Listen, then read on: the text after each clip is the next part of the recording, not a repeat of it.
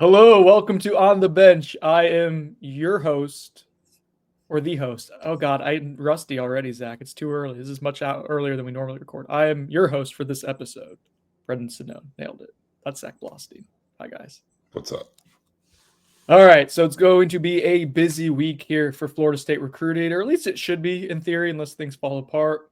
We'll see. It's fluid situation, as we like to say around these parts. But as we're recording this on Monday morning, FSU is gearing up for what should be a bit of an upswing for its portal recruiting. And dare I say, Zach, Buyer Sinone, sponsored by The Turner Group. a pivotal week for FSU's transfer efforts. Definitely a pivotal week. All right. So that's setting the tone here. As we get into this, a shout out to our sponsors, the Turner Group. Obviously, you could buy, you could sell a home, you could do whatever you want with your home. But if you're going to do something with it, use the Turner Group. Colin, Amy Turner, awesome people, and very well equipped to help you navigate what can be a daunting process of home buying or home selling in the state of Florida. They have tons of experience, connections through their Keller Williams, Colin connections. And they're based in Central Florida, but really they can help you anywhere in the state. Just ask Zach here because his family had a lot of success buying a townhome in Tallahassee that they've made into quite a profitable venture. Is that fair to say? Profitable? Yeah, it's definitely a cool venture, especially if you have someone, one of your kids attending Florida State. It's a cheaper option usually than the dorms, especially considering you can if you're not using it for that reason, renting it out during the season is definitely a very profitable venture. Do it like this, profitable venture. Yes, exactly. And then our other sponsor is Chattanooga Whiskey, the distillery that needs no introduction, but we will because they're paying us to do it, and because it is a legitimately great, high quality product. And speaking of high quality products, they have their Vault Series opening this month, and you can get that. You have to be in Chattanooga, which is an awesome city, and I would imagine pretty cool in December. It's probably cold, but I would imagine there's pretty cool Christmassy vibes in the mountains as well. But their Vault Series this year introduces 3 different releases, and it kind of is based off of one of their most rare experimental batches, batch number 2, Smoked High Malt, which was released back in 2017. And there's a bunch of different wood types in there, including mesquite, which having had some mesquite whiskeys before is a super unique and honestly high quality finish that it provides. So you can go to their experimental distillery in Chattanooga in Chattanooga, and you can pick up a bottle for, let's see, I think it's $40. I got it in front of me. Hang on. It's $46.99. So you can get a bottle there. Again, it's a very rare release. You won't be able to get that anywhere else, and I'm sure it's going to be exquisite. So check out Chattanooga Whiskey. If you can't get up to Tennessee, go ahead and support them through the season with their baseline of whiskeys. So they're 111 proof, their rye whiskey. Be on the lookout for their single barrel high proof rye, which I'm sure is going to be awesome because their standard rye is really good. It's going to be proofed up. Excited about that. So yeah, Chattanooga Whiskey.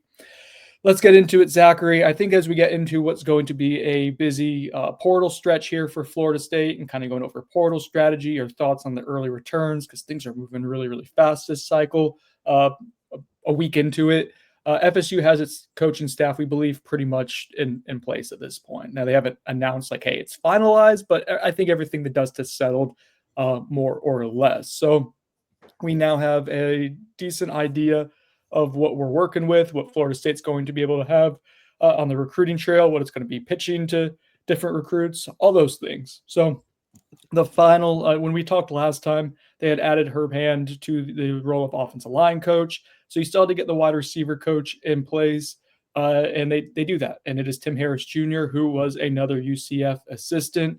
A little bit about his background, Zach. I'll let you take it from there. Because you've talked to some people about his recruiting acumen and a little bit more about his background than I do. So let's talk about that real quick as we then take a look at the staff collectively. Yeah, I mean, Tim Harris is part of that family, one of the more well-known families in South Florida. So because of that, he's going to get you in a lot of doors in Miami, especially, and that is something I know that Mike Norvell values, and It is important for this next iteration of the staff as they look to improve on their recruiting efforts. Obviously, that's a fertile recruiting ground, and Tim Harris is very well liked in South Florida.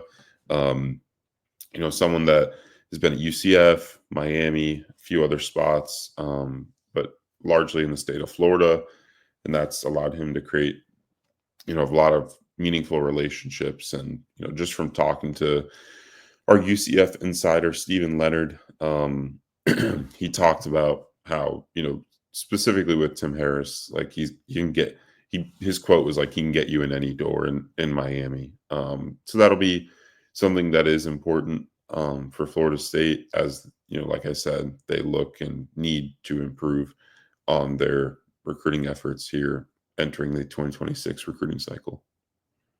The collective emphasis on South Florida, I think, is worth talking about real quick. And we've talked about this on the pod before. It's like if you're going to commit to it, I think you really need to commit to it. And if not, you need to allocate your resources of coaching staff connections and manpower elsewhere. And so Tim Harris Jr. obviously has direct ties to South Florida, but then the rest of your staff that you kind of round out on defense, you add Terrence Knighton, who has experience going down there. You have Evan Cooper, your secondary or safeties coach, who has experience, and then you have Pat Surtain. All those guys have experience recruiting South Florida. Yeah. Go ahead. And I was just going to say Evan Cooper's from South Florida as well. So he went to American Heritage High School. Yeah. So case in point there is that seems to be, instead of taking their ball and going home, FSU is going to try to kind of double down on the recruiting efforts in an area that has been pretty hit or miss for them the last few years, and certainly can be much better. And if you can recruit that area well, you have a chance. So that's worth acknowledging. Zach, as we look at the whole, now that the dust is settled, John Papuchis moves to linebackers coach, inside linebackers. I believe they still have some analysts, off-field type of roles to add as well to help kind of supplement some of the position groups there. It looks like the offensive staff, the remaining Tony Tokars, Chris Thompson, David Johnson staying the same. Kind of have an overview of the offensive, defensive staffs now. I guess general thoughts on what they've put together here as Mike Norvell's made this quote-unquote evolution of the coaching staff. Yeah, I mean, it's hard to pass early judgment on new hires just because, to me, it's like I want to see some early results before I, judge them too quickly. But just on paper, I guess, to me, it sounds like the defensive staff, you kind of like it felt like FSU more overachieved there. And I think something that speaks to that is the timeline of those hires, right? So FSU had its DC opening and then obviously hired a D-line coach and a safeties coach.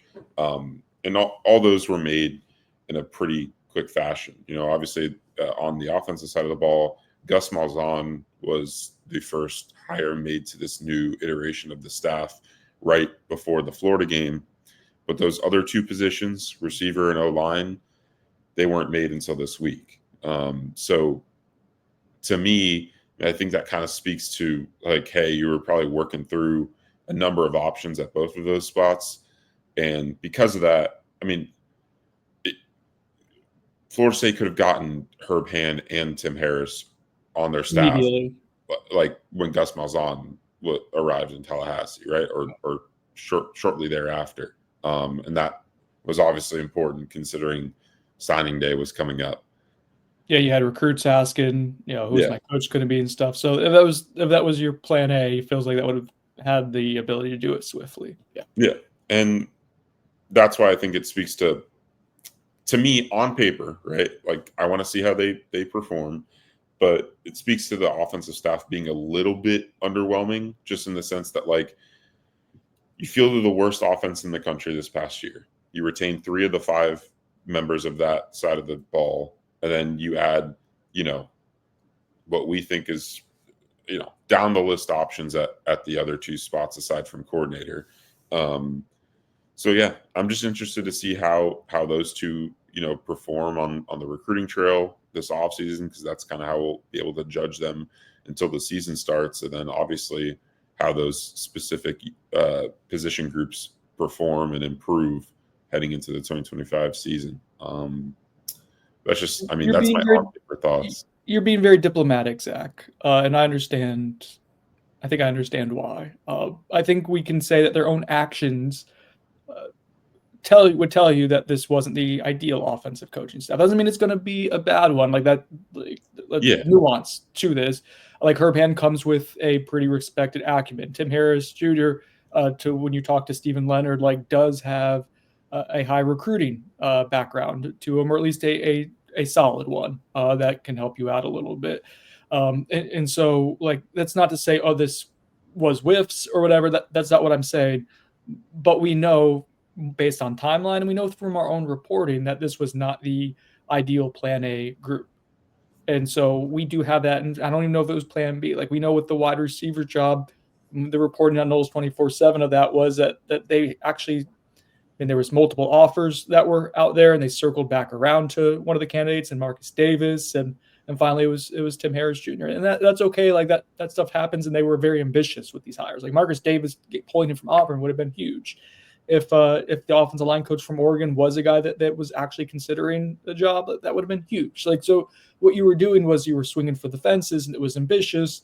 And you didn't quite hit the home run. Like so now, it's did you hit a double? Did you get guys who are going to be cohesive? They're going to be able to help implement an offense that they're familiar with, and kind of keep you moving along with recruiting to evolve a little bit there. So like I'm not saying it's a bad group, but their own actions allow us to kind of look at like this wasn't the ideal group. I think that's fair. I think that's factual, and that's how I look at it. The defensive staff, on the other hand, I think this was kind of what they wanted. This seems like this was Plan A type of stuff, and that's really cool, and that should make you feel pretty good about the group. Now we're going to see what they can assemble and what they can accumulate on the defensive side of the ball, and how they implement a really different scheme in this offseason. So we'll see. Recruiting stuff now. Yeah. Transfer portal, you mean? Well, yeah. I mean, transfer portal is recruiting, but yes, I understand that there's a difference. You don't have to lecture me on the importance of the transfer portal, Zachary. I think we should start off. So there's going to be a slew of visitors this week. It's an important stretch. We'll get into that, but I think we should kind of talk about the results so far, the overarching theme that we've seen through a week of data points. Right? It's only been open for a week, but things move fast in the transfer portal, and we've talked about this on the last episode. Is the volume of players entering the transfer market has been exorbitant. It's been more than I think anyone really had projected. And the reasoning for that seems to be is that there is this game of musical chairs where everyone is trying to go ahead and get front-loaded contracts before the house settlement comes into place in July, I believe. It may go through before then. I think it takes place in July or June. Sorry, it smells like burnt toast, and I was afraid I was having a stroke, but I think my wife's making breakfast. Anyways, so the amount of money that is being thrown around right now by a lot of schools is going to be more front-loaded. Is one thing that we've heard. It's something that we've seen. There's some schools that are recruiting much above their weight class, and you can assume why. I don't want to go ahead and say it because then fan bases are going to get mad and stuff like that. But if there's a perennial, non-perennial power putting together one of the best portal halls in the country, you can assume that they are putting together a pretty ambitious plan of finances. You think right? the Texas Tech fans are going to go crazy on you? I don't know what happens in Lubbock, but I don't want any of that spilling its way over to my realm of the world. I don't think that's good. I don't want like a posse coming over here and wrangling me up, and I don't know what happens from there. But that is a good example, Zach, I would say. And I know we talked flippantly, and I think my tone could have been better on the last podcast about some of the salary stuff that Florida State is potentially navigating with. But I think that is, and we could have expanded on it a little bit more, that the salary cap that we're referring to is going to take place, in the back half of 2025. That'll be for the football season coming up.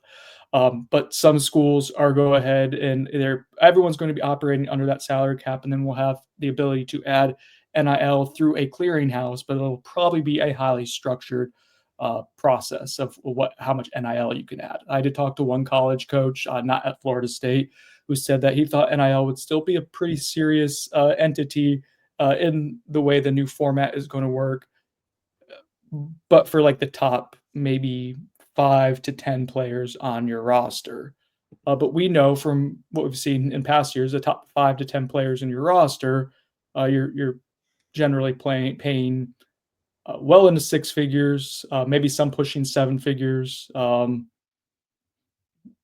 you're looking at 5 million more that you're going to have to come up with in NIL opportunities, and then it's going to also depend on what the clearinghouse is able to say is fair value or not, and is there going to be some sort of like a exemption that is done legally? What's the word I'm looking for? I forgot this the last time we talked about it too. Whether you have some sort of like whether you're protected legally. Antitrust.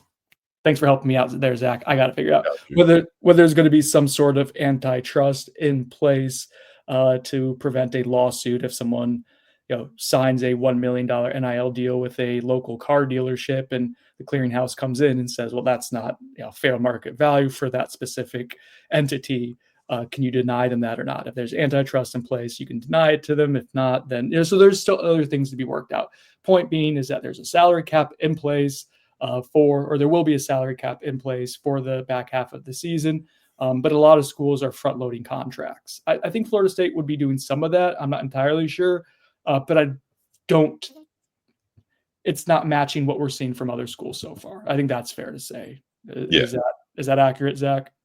Definitely. And I mean, I've heard a lot of stuff over the past few days just about how these schools are structuring their contracts. I've heard of huge signing bonuses for transfer portal players because they are trying to front load the money. And then, obviously have it, the large portion of their contract paid out through, I think it's like March 31st, is that final date. I think House would go into effect in April, if I'm not mistaken. So, yeah. Yeah. So that's what I had heard, is that they're front loading those contracts to the tune of a ton of money in those first few months, and then obviously trying to get it down under the cap once that comes into place this spring. So say all that because there's a lot of stuff moving fast, and a lot of the context there is that there's a lot of pieces coming off the board already, right? There's guys who are already signing, and that's new to see signing. That is a difference from past years when guys would just commit in the transfer portal, then you have to hold on for dear life. Now they're signing away. Oh my God, Brendan, it's so early in the morning. What are they signing? What is it? Granivade. It's a grant of aid, but it's revenue sharing. Rev share agreements. Yeah, yes, it's rev share agreements. And how binding those are, I don't think a school's going to want to sue a player for breaking it, but there's apparently been some lawsuits in the past that have been kept quiet. So, anyways, they seem to be fairly binding. Is what I think. We haven't seen a player break one of those yet, to my knowledge. Now we've seen guys commit but not sign anything, like the Chase and Johnson cornerback from UCF, who was tied to Florida State for a little bit, in a sense, committed to USC, then committed to SMU, and no, maybe you're fine not recruiting that type of volatility right now. But point being is that players are, when they sign, they're more or less coming off the board, and so that's moving really, really quickly, which brings us to something that we've seen a ton of on the message board the last few days, and customers want to know what FSU's strategy is with players, because through Zach's own reporting, through what players have said, at least one, I believe, but it may have been more than one, correct me if I'm wrong, have said on record, is that they were trying to get in for the last visit. FSU trying to get them in towards the end of the portal window for a visit. And then they see those players come off the board, and there's concern. So I want to provide some clarity, I think, on FSU's strategy. But first off, what is happening? Like, what kind of players have come off the board, Zach? And let's try to work through some of the fan angst that we're seeing right now. Yeah, well, I think there's a few guys who, it'd be hard to consider as true whiffs for Florida State, because maybe Florida State wasn't prioritizing them as highly and we'll speak to some of the issues that that derive from this, but Florida State might not have been prioritizing them as much as other schools, right, at the start. But they reported Florida State offers, and FSU is trying to get them in for a visit. So I'll name a few of these guys. So Reggie Virgil, 6'4" wide receiver out of Miami, Ohio. He told me on record that FSU and Mike Norvell told him that they wanted to get his last visit. He visits Texas Tech first. They lock him up right away, and he is signed, so that his recruitment's over with. Patrick Kudus, he's a Arkansas offensive lineman who we believed Florida State was going to be in on because, or at least very much interested. They're interested in him, yeah. Yeah. And they had a relationship with him dating back to when he was a high school recruit. He visited Florida State, and Mike Norvell knew him. He's from, I believe, Memphis. He's from Memphis. Yeah, so there's connections there. And he goes and visits Ole Miss first, and is signed and done to Ole Miss. Then Javon Tracy, he's another Miami, Ohio receiver that was productive this past year. Visits, I think, Minnesota and is committed there. Not a guy that we described as a priority, like a true priority for Florida State. And he's a guy that there's a little bit of some weirdness to this because Tim Harris was brought onto the staff after he was already offered. So there could be some, difference in opinion. I don't know that. I'm just, voicing that as a possibility. And then the true number one whiff of the portal so far for Florida State has been Jamari Butler.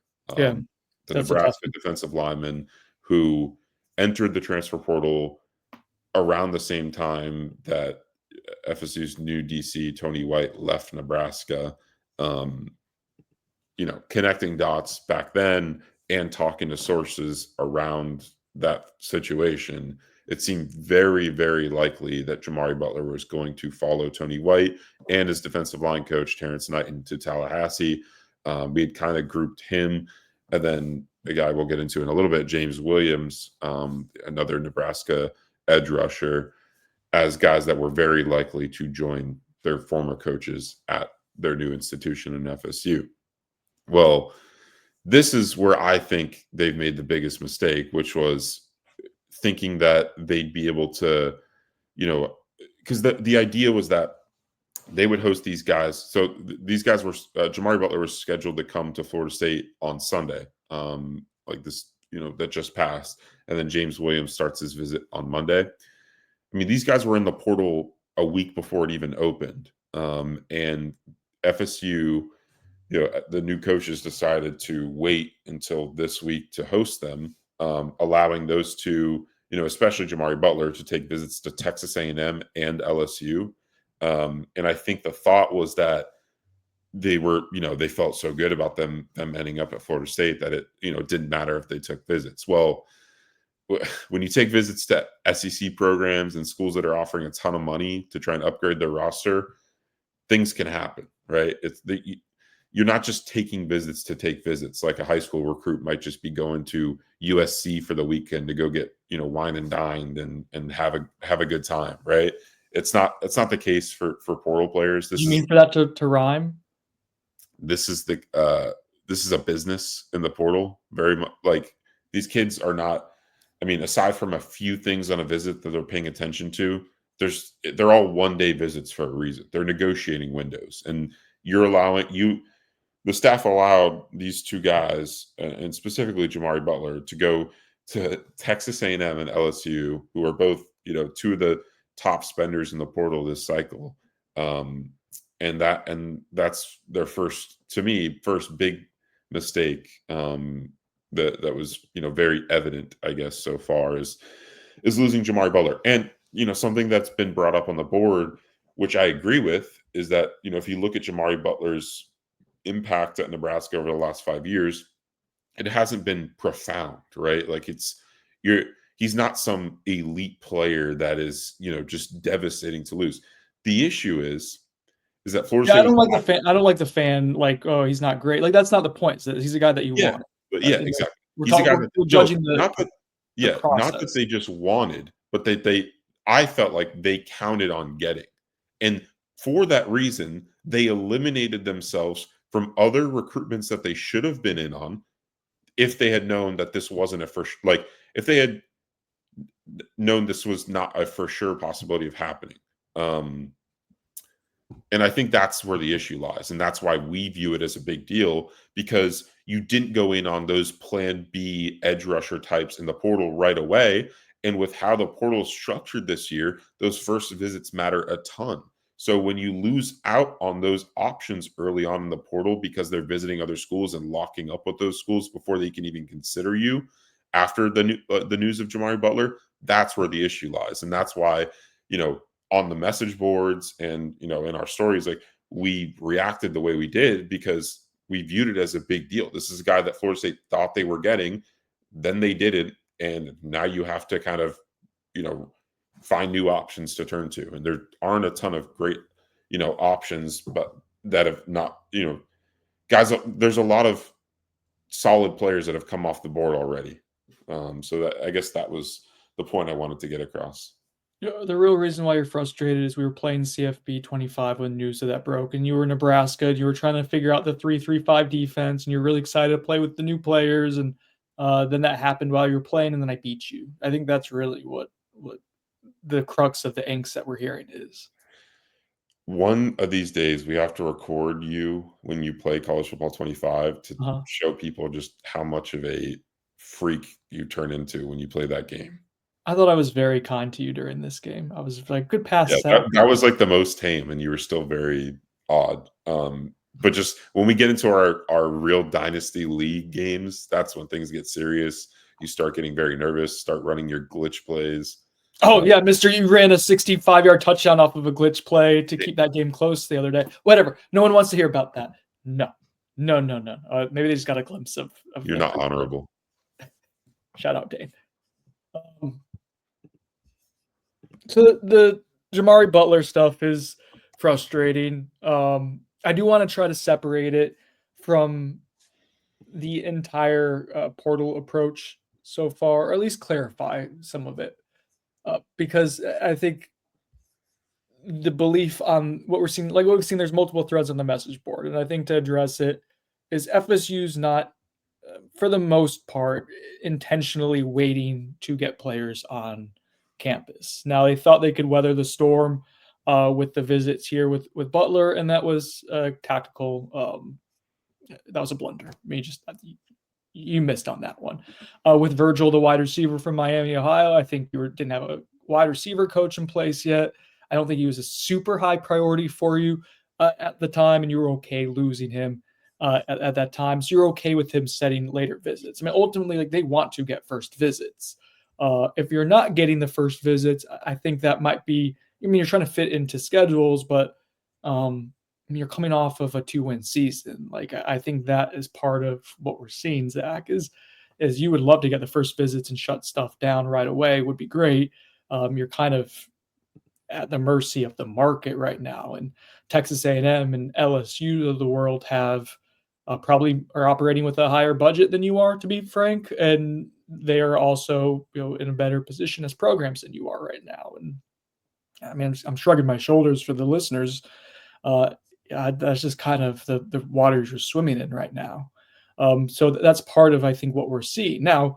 How does the board materialize? Are you holding your breath and holding out hope to get, you know, top tier, highly coveted players, with the idea of, you know, we'll be able to secure them with maybe the same amount of funds, maybe not. You know, maybe you put in a lot of uh, opportunities into one basket, but basically, are you okay waiting for a player of high value to be the third visit and hold your breath there and hope to get them, versus getting them on campus right away and trying to push? Or more so, is it more realistic to have these, you know, plan B options up higher on the board, move them up to, like, that's a more attainable? I guess that's what I'm trying to get at, is are you being unrealistic, I guess, with who you're trying to get on campus versus who's attainable given the state of the program right now? And we started off this offseason, we were talking about, you know, getting proven commodities in the transfer portal. And by that meaning, higher floor type of guys, and not necessarily swinging for the fences for high star potential types. And I think there's been a few examples of guys who come off the board who, like Jamari Butler, who kind of fit the bill of like solid, good, starting potential type of guys, who you haven't been able to get yet, for one reason or the others. It's been kind of an underwhelming start, if I'm being frank. Like, it just hasn't been a great start. This is now 2 cycles in a row for different reasons where you haven't gotten off to the start I feel like you wanted. You kind of mismanaged, one, what you thought that the market was going to be from a finance standpoint, and a little bit of shell shock there. But then two, just kind of understanding like who you can get, who's interested, how quickly you have to move on some of this stuff. So we'll see. This is only a week into it. This is a big week coming up, but like there is some reason for trepidation. But I just wanted to clarify like what I thought the strategy was, what's fair to critique, and maybe what needed to be clarified a little bit. But this is going to be a big week, Zach, coming up. Like they are just starting Monday here. Let's get into that, I guess, unless there's anything else strategy wise you want to discuss. No, I would just say like my short opinion on it, early thoughts is that like I do think they kind of misevaluated how, I feel like they thought they were going to be garnering more interest from the top players in the portal, right? The ones that are commanding a ton of money. To me, I just didn't think that was realistic. And I think like a good example of that, right? At receiver, we don't know of we'll get into one, but like a good number of receivers that are like visiting Florida State. There's a possibility of one this week. Two. Am I missing one? Omega Blake. Oh yeah. Yeah. So one confirmed, one possibility. But it just felt like they were kind of shooting for the stars at receiver. And it's fair to try and, work towards getting visits for players like that. But to me, it's like, a guy like Reggie Virgil, I think he could definitely help you. 6'4", 190 pounds, from Apopka, Florida, put up 900 yards receiving in 2024. Like, that's a guy that can probably help you. And I just feel like putting off his visit and not trying to garner that first visit and getting him locked in speaks to how they thought they were going to be in on recruitments like a Berrien Brown, for example, from Kentucky, or KC Concepcion from NC State, 2 of the top receivers in the portal who, obviously it'd be great to land those players. Those are the players that would truly change this roster, and they should still shoot to try and get visits for them. But when you start to realize a trend of like, hey, this isn't, these recruits aren't showing enough reciprocal interest to like fully invest on, these being our top guys, you need to move quickly to the second options. And I think that's and you mentioned that, like, I think that's one of their bigger mistakes so far. But I'm very interested and I'll reserve my full judgment on how they perform until this week is going to be important. And then, obviously once the dust settles on this window completely. Pivotal, if you will. Yeah. So there's going to be 3 visitors starting on Monday, but there was a big one who showed up this Sunday evening for about an hour or so, but it was your first chance to try and get in on this recruitment. Now, when this player entered the transfer portal, I guess I'll just say the name, Lee Hunter, defensive tackle from UCF, immediately, like, warning, sirens, alarms were going off, because he's followed Gus Malzahn from Auburn to UCF. He's been a multi-year starter at UCF, has been really good. His film is fun. I like him a lot. Like I told national team, like I think like 93 grade is what I put in for him. We'll see if they listen or not. But he's a guy who should be in the 90s as a transfer, and someone who I think would get drafted too, probably like as a day 3 pick. And his market's going to be robust. And when you see that name show up, Zach, like, you assume, hey, there's a direct connection there. There's a need at Florida State. And there's something there. But then we start getting word that it may not be the layup that you think it is. And then he shows up to campus. But there's context to all of this. And so please provide the context with where we're at here Monday morning with a guy who, frankly, like, should be really high up on your board. Oh, yeah. I mean, he's absolutely a top want for Florida State. So here's the rundown. So when he first got into the portal, I had heard that, obviously he had a really good relationship with Gus Malzahn. That's why he followed him from Auburn to UCF, played at UCF the last few seasons under Malzahn and improved his play. And now he's on the move again. So it made a lot of sense to, for him to follow him, right? And that's kind of absolutely. the main trend that we were watching early on. Then I started to dig more on this recruitment, just checking in from UCF side of things and a few other sources, and you start hearing the school Texas Tech involved. And The posse's coming, Zach. You be careful. If anything's shown me, if any school's shown me a reason to be worried in this portal window, it's Texas Tech. Dude, their portal class is really good, and like the evals I really love too. It's like guys who we've liked a lot, like Dante Bellflower, who's from Stark, Florida, cornerback from Charlotte. It was like, oh, he's long and athletic and might be under the radar. Well, he's like their lowest ranked guy in their recruiting class, and I was like, oh, that's sneaky good. Anyways, don't come after me with Posse. Please leave me alone.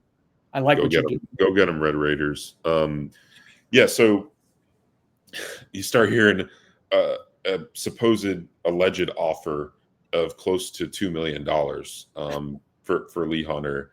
And this was before Lee Hunter even entered the portal. And for context, last year during the spring window of defensive tackles, when coaches were like, "Oh my God, this is so crazy! The amount of money these guys are asking for," it was like 800,000. Yeah, so it's gone up by a million. And I don't know if you know, there's a huge difference between 6 figures and 7 figures. Yeah, massive difference. Massive. When you're talking about 800,000 to $1 million. But I digress. Go ahead. It's not about the money. Continue.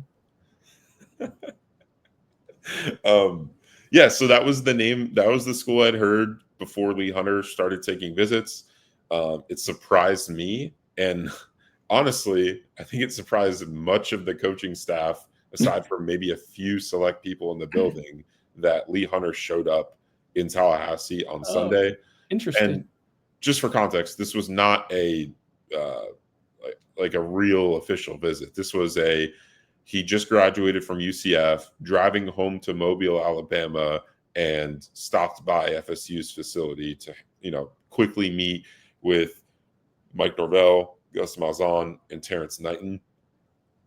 So important to get him there, but they didn't lock this recruitment down. And he's got visits set up this week to Texas Tech, Texas, possibly USC, and then maybe return. He said he's returning to Florida State on Friday for an official visit. I think all of us at Noles 24/7 probably would put that under 50% of actually happening, just because of the schools that he's visiting before. If it does, I think you're getting him. For the record, if you somehow make it through that, unless it's just like a, hey Gus, this is a courtesy thing. But then we just saw the courtesy visit. So yeah, I think you've already gotten the courtesy visit. So I think if he makes it through those visits and you get him on campus, you're probably getting him. So if anyone wants to donate, there's some talk with people like, oh, what's the Battle's End fee? Like FSU's organic, like what you guys do for Battle's End, by the way, is awesome. It is probably one of the higher percentages that make up in college football, but it's only like Ingram keeps this pretty close to the vest when I've asked him before, but I think it's like a lower percentage. It makes up 10, 15%. The money has to come from people with big boosters and stuff like that. So, but if anyone has an great uncle who just passed away, and I'm sorry, condolences, but you want Lee Hunter, Texas Tech Posse money is what's needed right now. That is a wild proposition. But anyway, what to donate money to the team? Just the context of it all. I mean, it's kind of messed up. R.I.P. great uncle Mo. But donate your money. Donate his money. Donate his money. So, He's not using it. He's dead. This week will be a big portal week. We've been kind of waiting on Monday to come around because that's kind of when the visits start kicking up. And that's so one guy we mentioned already, Nebraska defensive lineman James Williams. He's the one that we've kind of circled as the most likely of the Nebraska crew to follow his former coaches to Tallahassee. Told he's making it to FSU this morning at some point, and we'll start his visit soon after. yeah, I mean, a really good player who would definitely help this roster immediately and would very likely start for you aside from, some unforeseen portal gets for this And he, staff. Like he has he's a a guy that, 92 grade and is a top 20 player in the portal so far. yeah, he's really good. And he's a guy that you would definitely be excited to add. Real quick, a Buyer Sonone sponsored by The Turner Group. I want you to paint the picture with this. But Buyer Sonone, the gift that James Williams put out last night was a good sign for Florida State. Buy. Okay, that's a buy. So the gift was Will Smith in The Fresh Prince of Bel-Air. You were aware of who that was, correct, Zach, Yes, and what the show yes. was. Okay, I don't know. You didn't know a Denzel Washington gift the other day. You didn't know it was Denzel Washington. I know Yeah, you're a little younger. yeah. Well, no, that's true. That's what happened. We're not lying on this podcast. We're idiots on it, but we're not lying on it.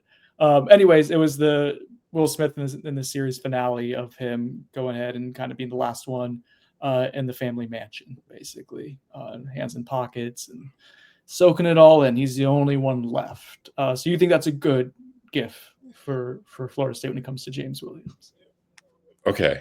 Good in the sense that I think it probably means you're getting James Williams, but Yes. bad in the sense that he's the only one left.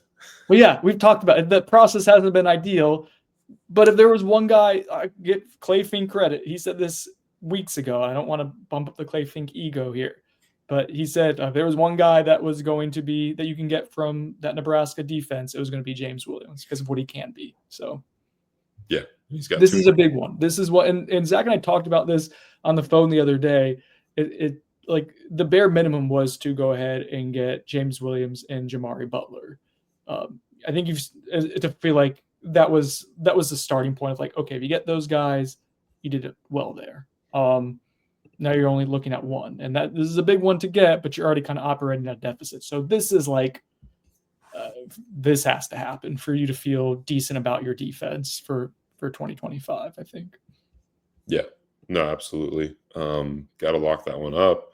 I don't know his decision timeline. It could be a thing where he waits, but just if anything's can't leave campus. If anything's been learned from this first week, get him locked up as soon as possible. So can't leave. The other two visitors that are coming in on Monday, Vanderbilt offensive lineman Gunnar Hansen, who's been, I think he has over like 2,000 snaps at Vandy. He's originally from South Florida.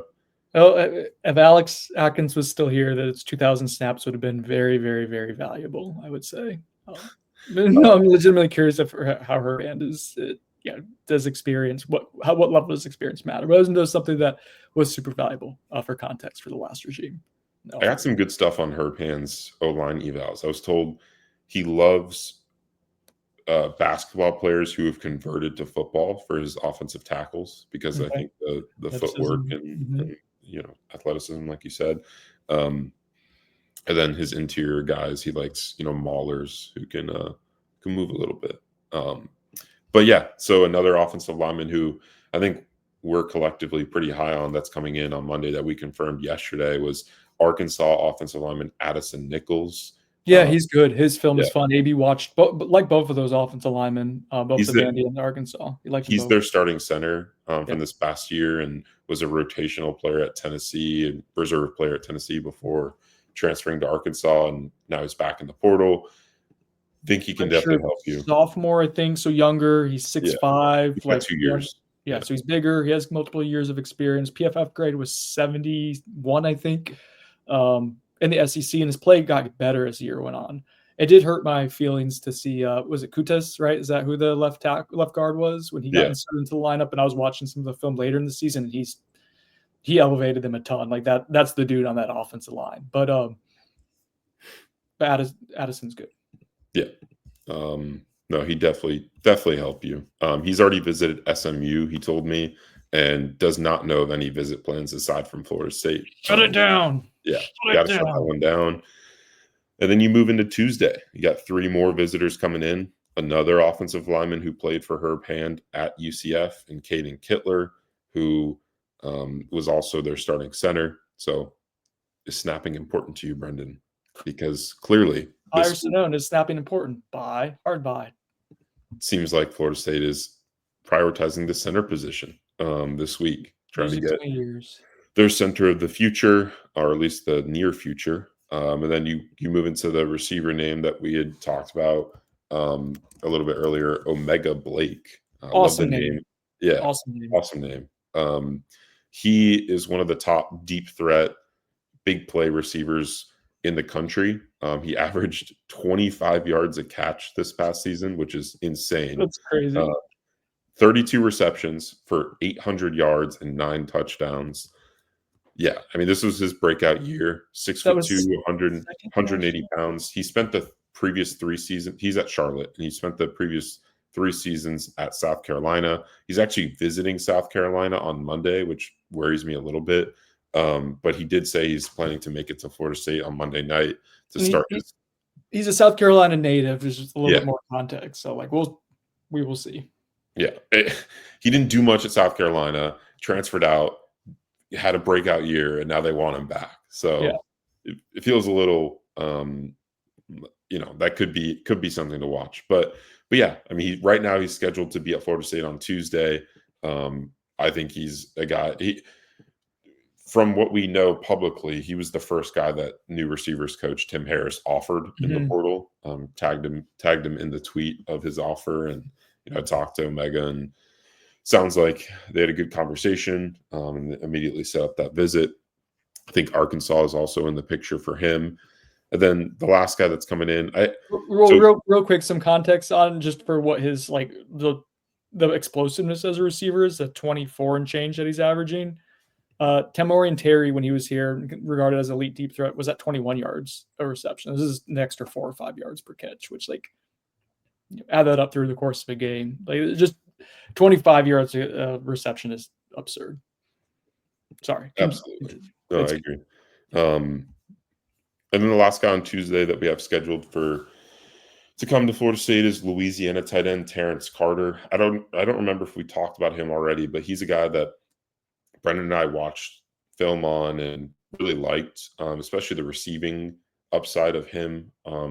He just had a really nice year for Louisiana, and 700 plus receiving yards, and he was good the year before as well. So he's good. He's very much like a Jaheim Bell body type, but he's more athletic than Jaheim was. I think Jaheim was more of a physical player. But the receiving upside of him is immense, and I think that's why he's become a popular portal player. Yep. You know where he's visiting right now? Texas Tech. Just got to survive the visit, Brendan. Yeah, I am interested in the pecking order there too. Randy Pittman just visited this weekend. He did not want to talk to reporters after, but some of you might be familiar with the name because he was a longtime FSU commit from the Panhandle, I think Panama City area, and ended up going to UCF and was a 2-year starter. 4 Gus Malzahn there. Had a really nice 2024 with more than 400 receiving yards. Another guy who's a little on the smaller side, but very athletic, good hands. I think he was second at UCF in terms of targets this past year as well. So highly used, obviously knows Gus Malzahn's system. His first official visit was to Florida State. I think it was Arizona State and Virginia Tech were scheduled. You heard, Zach, that he might still take one more visit. So we'll see. He didn't want to talk to us. Was told maybe later in the week he will. I think that's generally a good sign, but I don't love him taking another visit as well. So that might be related to Carter, I don't imagine you take both of those guys. They're probably kind of similar skill sets. We'll see. So that's all that we have for Tuesday right now. And obviously guys could get added to this list, or, dates moved around. Some of that's already kind of unfolded. But Wednesday we have one name, Jaden Platt, the Texas A&M tight end, who kind of fits the mold of someone that can help you in the blocking game, but is a more versatile player in the sense that I think FSU thinks he can be both a receiving threat and help you in the from blocking from the tight end spot.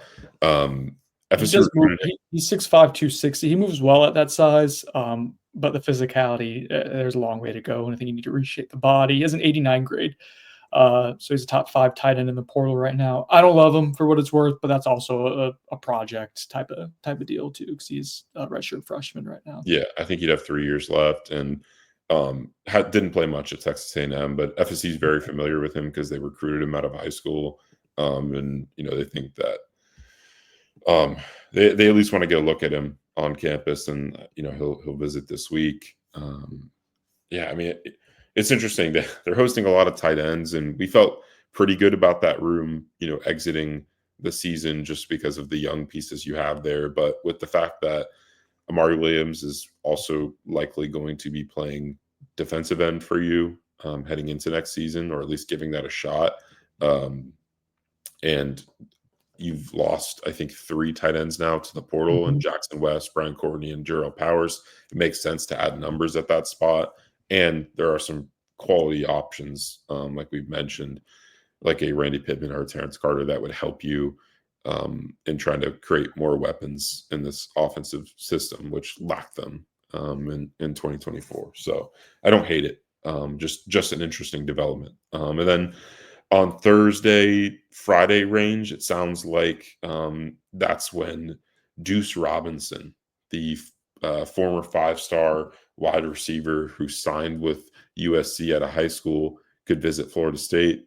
Deuce is obviously the son of Dominic Robinson, who played at Florida State in the early 2000s. So there's that connection. He's a legacy player. Played his high school football in Arizona, and his first official visit was to Arizona State with our boy Kenny Dillingham. Doesn't sound like they got him locked up there. So I don't, right now I would not be too concerned about the Sun Devils with Robinson. That's not to say they're out of it. Just, I think he's giving other schools a shot. And it sounds like Florida State is planning to host him later this week. Texas A&M and UNC were 2 other schools that I heard were in the picture for Deuce Robinson. Yeah, I mean, he's a dude. Like, this is a guy that would immediately help you in your receiver room. He was at USC this past year and the year before 2 that. years. Yeah, he has like 350 plus yards the last 2 seasons. 21 yards per catch in 23. This past year, less efficiency, but more touchdowns, 5 touchdowns. So big play threat, big 6'6", 220. He's like a top 10 player or so in the portal right now, I think. Yeah, I think he's the number 2 overall player. Last time I checked, when I reported on him. So yeah, I mean, he'd be a huge addition, and someone that I think FSU actually has a real shot at. They did not have a shot when he was a high school recruit. It just never materialized into a real recruitment for Florida State. They tried, but I don't think there was reciprocated interest. But now they were in a different place then, right? I think as a program. Well, they're certainly in a different place now, but I don't think they weren't on the upswing. Yeah. Sorry. Nicely done, Brendan. Yeah. No, but you're right. I mean, they at least this staff has some established success and shown that they can do it, or part of the staff, I guess. So yeah, I think this is a recruitment to definitely monitor later this week. I was told that he's back home doing, I think, like final testing and then also some training. That's why I don't think he's visiting anywhere early this week. But I'm not ruling out the possibility of him going to some other spot before he comes to Florida State. But yeah, that's what we have on the visit agenda right now. But certainly there's going to be guys that get added to that over the next couple of days. So last thing to talk about here is just basically some roster retention or additions, a little bit of both, I guess, in one sense. So let's see, the transfers that you've added so far and who have signed have been announced as Thomas Castellanos at quarterback. We've talked about him already. And then next up is Stephen Thompson, linebacker from Nebraska, was previously from Syracuse. FSU had recruited him coming out of Syracuse. Obviously someone who's really well-versed in Tony White's system, having played for it 2020, 2021, 2022, which though he was injured, and then in 2024 at Nebraska. His PFF grades have always been really solid. You do see post-injury that he had in 2022, which I believe was a knee injury, ACL variety. If I'm not mistaken, some athleticism is lost he's lost some of that. Now, if you bring him in as a rotational player who's going to play 15 or so snaps a game, be effective and knowing where to go, being a decent run stopper, being adequate in like zone coverage, like I think then that's fine. That's a floor raiser that we've talked about. You needing someone who knows the system and can help like integrate other players into it and teach them how this is done as a veteran. So like I thumbs up. That's a solid one as long as you're not bringing him in with the idea of like, hey, he's going to be our 50 snap a game linebacker. I think that's fine, which I don't believe it is. And the other one is a familiar name, Biscuit. Marcuston Douglas returns to Florida State. Biscuit has risen. He went to Arizona State for a year, was a blocking tight end specialist for them. Didn't get a whole lot in the receiving game, was more of an inline blocker, a guy they bring in running situations, and probably being brought back at Florida State for a similar type of role. Thoughts on these two additions to the portal class so far, Zach? You're muted. That's okay. Sorry, fine. I was trying to respect you. Trying to not So use the word. Thank I you. don't. I mean, not difference makers, but guys that I guess can contribute for you in some form or fashion. I know FSU went into the portal looking for help, blocking from the tight end spot and looking for a road grader. I don't know that Marcuston Douglas is that. I mean, he definitely his blocking is not fantastic. Like, I don't. Yeah.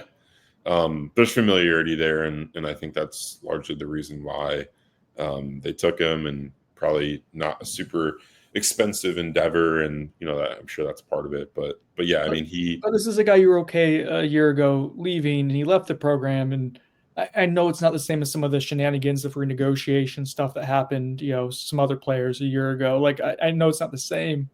I don't inherently love where you're at as a program right now, having guys come back. Yeah, I don't think that's how they should operate.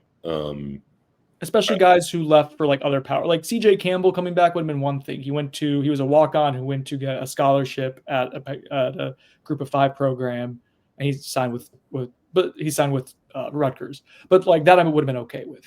This feels a little bit more like lateral bouncing back and forth type of stuff that I don't love.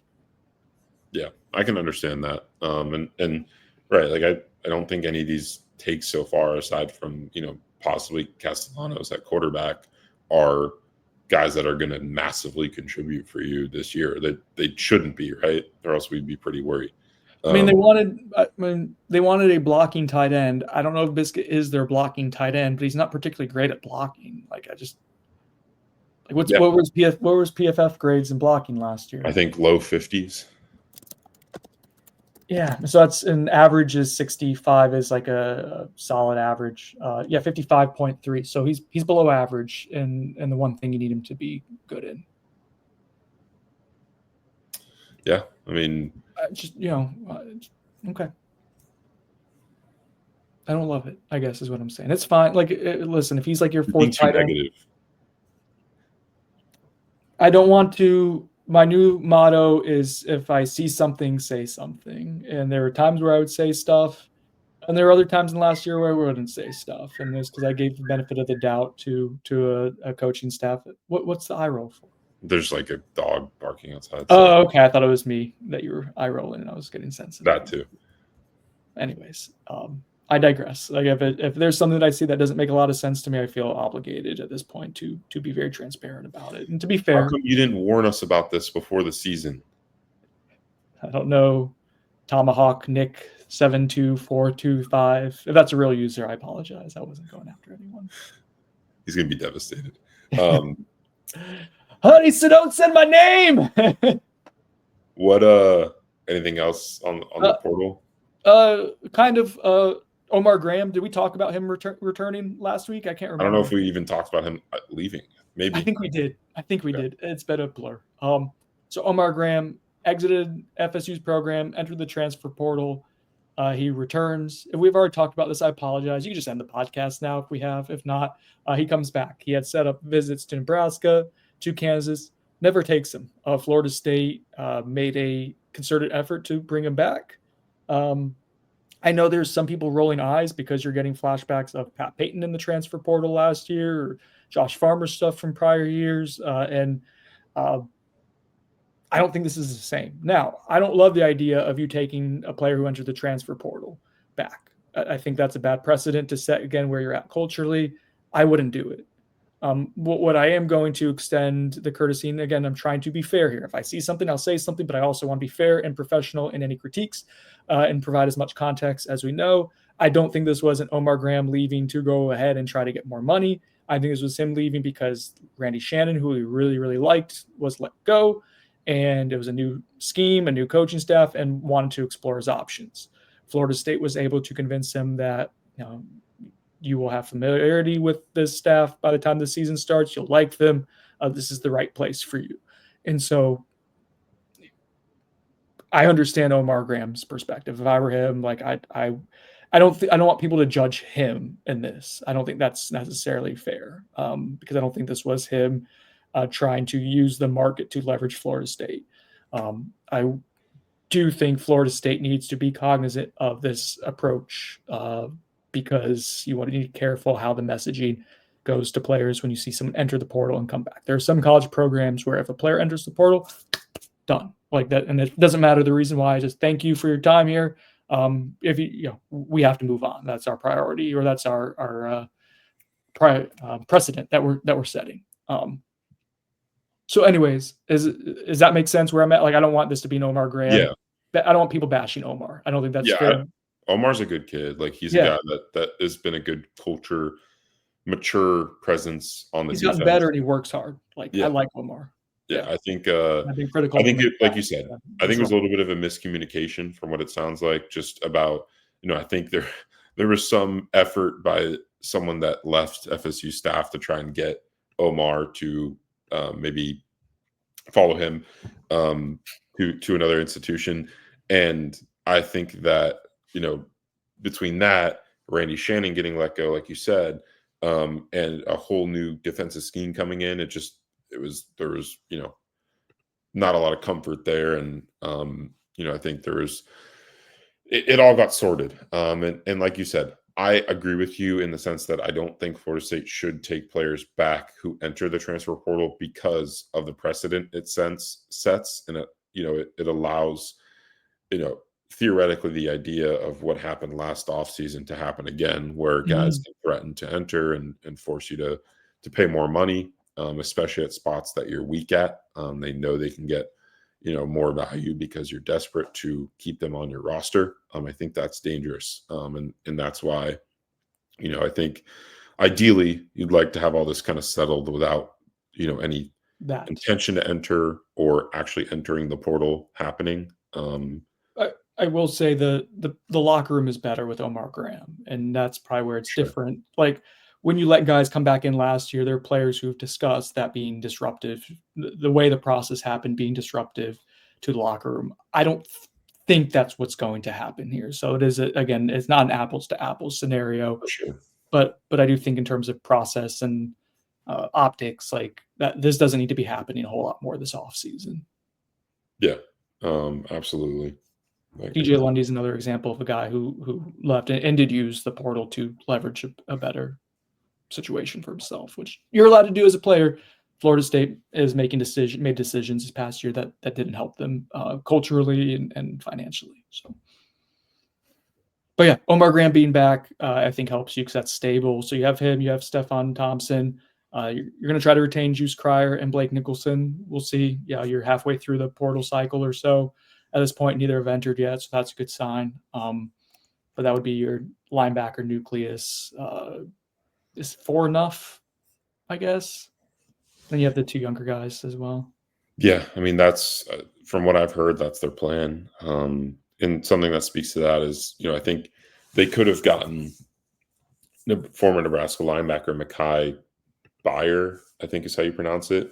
G's silent. Yes, I believe, from what it sounds like. So they could have gotten him on a visit. I don't think that that's going to happen. And I think that's because FSU does not want to add another linebacker to their roster. They've communicated some with a few linebackers in the portal, but not really a heavy pursuit. I don't know that I love that, just because I don't think that position was necessarily a strength for you this last year. It wasn't the biggest weakness, but I just feel like you're kind of athletically limited at that spot, and I think it would be smart to add some guys who could increase the athletic upside of that room. And to me, like, I think you try and upgrade all spots of your roster coming off a season like you did, and new defensive staff in place, so they're doing their own evals, I'm sure, of these players, and maybe they feel like they've got enough to feel good about what they can do in this new scheme. But to me, just I mean, oh, sorry, go ahead. watching what I saw last year, I feel like you should try and upgrade it. It's another one where actions kind of like they were trying to make a splash. Like Tavian Wallace was showing up to campus a couple of times at the end. You knew that to get into that wasn't going to be an inexpensive venture. And yeah, you don't want to just add a guy just to add a guy in the portal. But your actions there were showing like, hey, these are really like potential plug and play athletic specimens. Him, TJ Alford, and you didn't get those guys, which the history of linebacker recruiting under the prior coach is the history of linebacker recruiting, right? But your actions were saying like, hey, we need something splash wise, younger element to kind of infuse athleticism into this room. And I just don't, it hasn't, nothing's changed. You haven't added it. Like Stephen Thompson isn't that. He's reliable. I compared him to like a 90s power forward who plays above average defense and is maybe undersized, but boxes out well. And so like, he has his role, but it's limited and it's not really modernized in what you're doing now. So anyways, like, yeah, I'm surprised that they're not more aggressive there, but again, you have so many holes and so many positions to fill. You have to kind of pick your battles too, I guess, when you're operating with some of the restraints that we think you're operating with financially. So, all right, is that it? We good? We good. All right. Hopefully the audio worked for this one. We'll see. I'm gonna hang up here and go join Christine on the bench for the recruiting festivities, Zachary. So Have fun. goodbye. Thank you. This has been Brendan Sinone, Zach Blostein on the bench. Thanks to our sponsors, Chattanooga Whiskey and the Turner Group. Thank you for listening up to this point. Appreciate it. I know there's been shenanigans, but hopefully you guys learned a few things along the way. I don't know where I feel like I have to apologize for these shenanigans. But anyways, they already know. Bye.